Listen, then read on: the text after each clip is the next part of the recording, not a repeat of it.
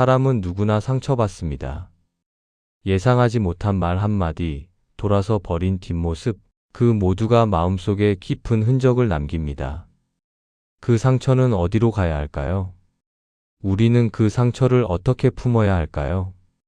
부처님께서는 말했습니다. 고통을 피하지 말고 고통을 마주하라. 그 고통의 자리에서 우리 마음은 깨어나기 시작합니다.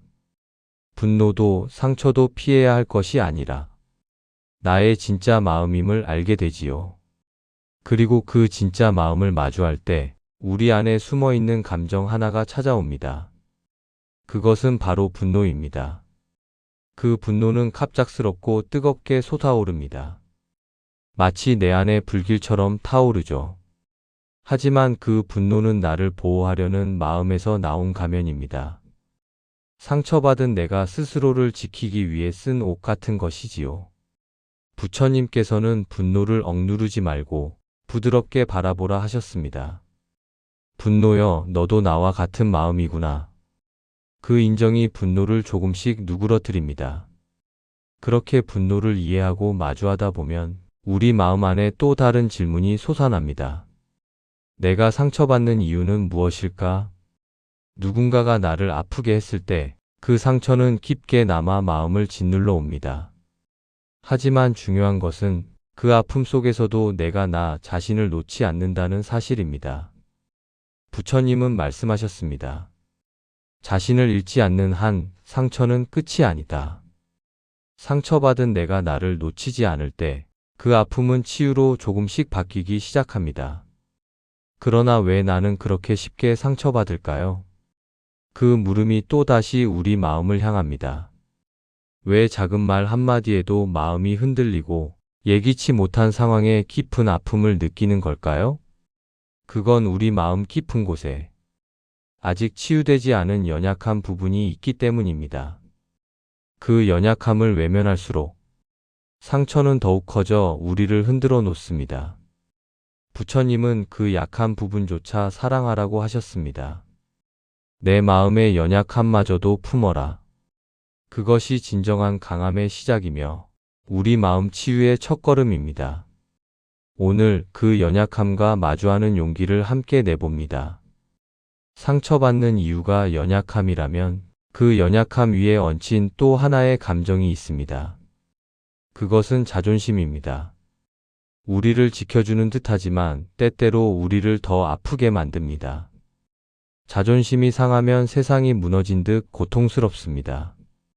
말 한마디, 무시당한 눈빛 하나에도 우리는 흔들립니다. 그럴 때 부처님은 말씀하셨습니다. 자존심도 바람과 같다. 붙잡지 말고 스쳐가게 하라.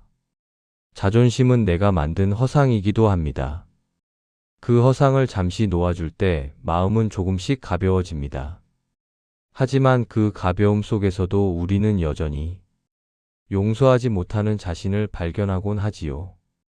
마음 한켠에는 늘 남아있는 사람이 있습니다.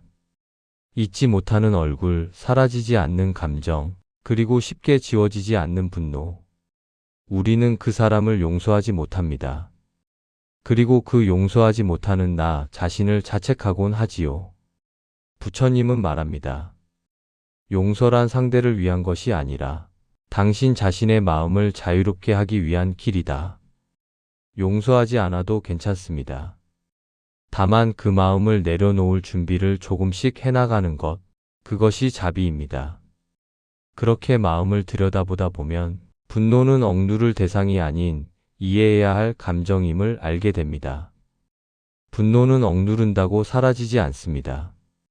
되려 마음속에서 더 커져버리고 때론 우리를 무너뜨리는 힘으로 돌아옵니다. 부처님은 말씀하셨습니다. 분노를 억누르지 말고 바라보아라. 왜 나는 화가 났는가? 그 물음 속에는 억울함, 외로움, 인정받고 싶은 마음, 수많은 감정이 숨어 있습니다. 그것을 바라보고 이해하는 순간 분노는 스스로 길을 잃고 물러나기 시작합니다. 그리고 그 자리에 우리를 변화시키는 작은 씨앗이 심어지기 시작하지요.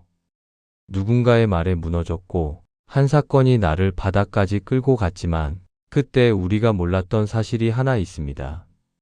그 모든 아픔이 지금의 나를 길러낸 씨앗이 되었다는 것. 부처님은 고통이 깨어남의 문이라 하셨습니다. 상처가 없었다면 이 깊은 생각도 없었을지 모릅니다.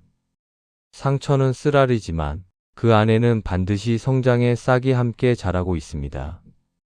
그리고 그 싹은 결국 이 모든 일이 내 잘못이 아니었다는 깨달음으로 이어집니다. 우리는 늘 묻습니다.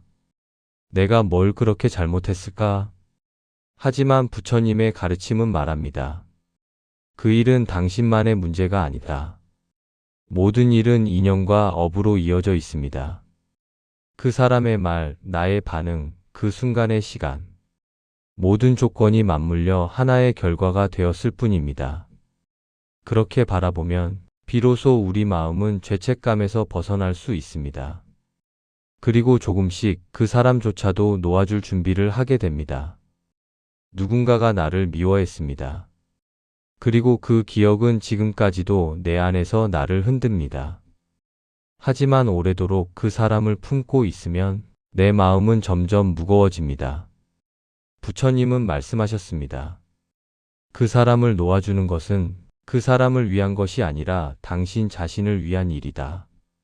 놓는다는 건 잊는다는 것이 아닙니다.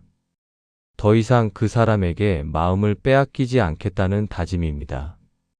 그 다짐 속에서 분노는 더 이상 머물 자리를 잃게 됩니다. 분노는 외부를 향하는 듯 보이지만 사실은 내 안을 먼저 불태우는 불입니다. 상대를 향한 화살처럼 보이지만 그 화살 끝은 언제나 나 자신을 향하고 있습니다. 부처님께서는 말했습니다. 분노는 뜨거운 숯을 움켜쥐는 것과 같다. 그 숯은 남이 아니라 나를 먼저 태운다. 분노를 놓아야 하는 이유는 간단합니다. 나를 지키기 위해서입니다. 그리고 나를 지킨다는 건 스스로에게 자비를 베푸는 일로 이어집니다. 우리는 종종 너무 가혹합니다. 다른 사람에겐 이해를 주면서도 정작 나 자신에게는 상처만 남기곤 하지요. 하지만 부처님은 말했습니다. 당신 자신을 향한 자비가 세상 어떤 수행보다도 먼저이다. 오늘만큼은 나 자신을 부드럽게 감싸 안아주세요. 실수해도 괜찮다고, 아파도 괜찮다고 그렇게 스스로를 이해해 주세요. 그러면 언젠가 그때 하지 못한 말들도 자연스럽게 떠오르게 됩니다. 머릿속에 남은 말들이 있습니다. 그때 꾹 참았던 말, 하지 못했던 진심, 지금도 마음속 어딘가에 남아 돌고 있습니다. 그 말들이 마음속의 상처로 자리 잡기도 하지요. 부처님은 침묵을 귀하게 여기셨지만 진실된 말은 치유의 시작이 될 수 있다고 하셨습니다. 말하지 못한 진심을 스스로에게 들려주는 것, 그것이 마음을 회복하는 시작이 됩니다. 그리고 그렇게 괴로움을 직면할 용기를 얻게 되지요. 괴로움은 숨길수록 깊어집니다. 피하려 할수록 더 크고 무겁게 다가옵니다. 하지만 마주하면 그 괴로움은 더 이상 괴물이 되지 않습니다. 부처님은 말씀하셨습니다. 고요함은 괴로움을 마주한 뒤에야 비로소 온다. 괴로움 속으로 잠시 들어가 봅니다. 그 안에서 나를 만납니다. 그 안에서 평온의 씨앗을 찾습니다. 그러면 분노 속에서도 평온을 선택할 수 있는 힘이 생기기 시작합니다. 분노는 조건처럼 찾아옵니다. 하지만 평온은 선택으로 찾아옵니다. 부처님은 평온함이 결코 외부 상황에 달린 것이 아니라고 하셨습니다. 마음이 고요하면 세상도 고요해진다. 불길이 치솟을 때 우리는 숨을 한 번 고르고 그 불길 속에서도 고요를 택할 수 있습니다. 그 평온함이 반복될수록 상처는 더 이상 날카로운 흉터가 되지 않습니다. 처음엔 상처로 다가왔습니다. 아픔으로만 느껴졌던 그 일이 지나고 보니 나를 바꾼 하나의 문이었다는 걸 알게 됩니다. 부처님은 깨달음이란 삶의 아픔을 통과한 자리에서 피어나는 것이라 하셨습니다. 그 문을 지나오며 우리는 성장하고 이제는 그 문을 누군가에게 빛으로 비춰줄 수도 있게 됩니다. 그러나 세상은 여전히 말로 상처를 주곤 하지요. 그럴 땐 마음을 어떻게 지켜야 할까요? 모욕적인 말, 험한 소리, 의도치 않은 비난은 우리 마음에 날카로운 흠집을 냅니다. 그럴 때 부처님은 그 말이 마음에 머물지 않게 하라고 하셨습니다. 비난은 바람과 같습니다. 내가 그것을 받아들이지 않으면 그 말은 나를 스치고 지나갈 뿐입니다. 그렇게 말해서 자유로워질 때 우리는 부처님의 침묵을 이해하게 됩니다. 그리고 깨닫게 되지요. 왜 부처님은 용서라는 단어를 많이 쓰지 않으셨는지를. 부처님은 자주 용서라는 말을 쓰지 않으셨습니다. 그 대신 놓아라, 비추어라, 이해하라고 말씀하셨습니다. 왜일까요? 용서란 어쩌면 누군가를 판단하는 시선 위에서 행해지는 일일 수 있기 때문입니다. 부처님은 용서보다 모든 존재는 고통받고 있다는 이해를 가르치셨습니다. 그 이해에서 진정한 노음이 생겨납니다. 그 노음은 상처를 덮는 것이 아니라 상처를 깊이 비추는 마음에서 시작됩니다. 상처는 덮는다고 사라지지 않습니다. 그 어두운 자리엔 반드시 빛이 필요합니다. 부처님은 있는 그대로를 보는 것이 지혜라고 하셨습니다. 그 지혜의 눈으로 상처를 비추면 그 고통은 더 이상 나를 삼키지 못합니다. 빛을 받으면 어둠은 물러나게 되어 있습니다. 그 빛 속에서 마침내 우리는 선언할 수 있습니다. 나는 더 이상 상처의 주인이 아니다. 상처는 나의 일부였습니다. 분노는 나를 지키려던 마음이었습니다. 하지만 이제는 그 모든 것을 놓아줄 시간입니다. 부처님께서 걸어가신 길을 따라 우리도 조금씩 놓아주며 비우며 그 텅 빈 자리에서 평화를 배워갑니다. 나는 더 이상 상처의 주인이 아닙니다. 그 말 한마디가 당신 마음의 마지막 문을 조용히 열어줍니다. 지금까지 우리 마음속 깊이 숨어 있던 분노와 상처를 조용히 들여다보는 시간을 함께 했습니다. 누구도 완벽하게 치유된 사람은 없습니다.